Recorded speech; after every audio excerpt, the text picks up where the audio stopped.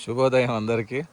ఈరోజు చూడొచ్చు మా కొత్త బీ కీపర్స్ ఎంత మంచి పని చేస్తారు. అసలు ఎక్స్పర్ట్ బీ కీపర్ ఒక్కొక్కరు ఒకరికి నాలెడ్జ్ ప్రకారంగా ఇక మనం తీసేసిన బీ బాక్స్లు అక్కడ పెట్టినాం కదా. ఈ కొండ ఈగలన్నీ మీరు చూడొచ్చు. ఈ కొండ ఈగలు వచ్చినాయి, తర్వాత వ్యాక్స్ షీట్ అంతా నల్లగానే అని చెప్పేసి అని కొన్ని వందల ఫ్రేములు తీసారు వీళ్ళు.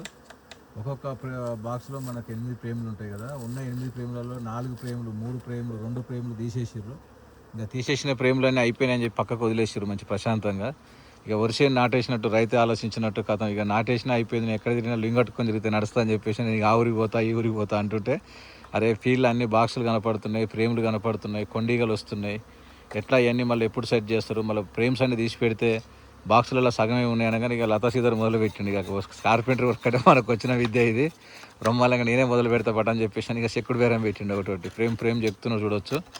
ఈ ఫ్రేమ్ చెక్కుకుంటా మొత్తం అంతా ఇక బ్యాక్ సీట్ అంతా తీసేసి మొత్తం ఫ్రేమ్స్ అన్నీ నీట్గా శుభ్రంగా కత్తితోటి చేసి ఇప్పుడు కొత్త వ్యాక్స్ పెట్టేసి మళ్ళీ ఇమ్మీడియట్లీగా రేపు ఫీడింగ్ ఇచ్చేసి మంచిగా బాక్స్లో ఉన్న ఫ్రేమ్స్లో ఎట్లయితే తీసిరో మళ్ళీ అట్లా కొత్తది తీసేసి ఆరోగ్యకరమైన ఫ్రేమ్ని హెల్దీగా ఉండడానికి, బీస్ హెల్దీగా ఉండడానికి వాటికి మళ్ళీ కొత్త ఇల్లును తయారు చేసి పెడతారు. కొత్త ఇల్లు కడితే ఈ కొండీగలు కొంచెం కంట్రోల్ అవుతుంది అనే ఒక వర్క్ మొదలు పెట్టుకుంటారు. ఇప్పుడే చూడొచ్చు మంచి వర్క్ చేస్తారు. అంత నీట్గా క్లీన్ చేసుకొని ఇల్లును శుభ్రం చేసినట్టుగా ప్రతి ఫ్రేమ్ని కూడా నీట్గా క్లీన్ చేస్తారు.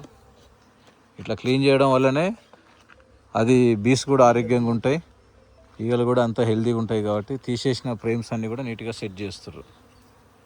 ఇదంతా ఒక వర్క్ బీ కీపర్కి కంటిన్యూగా.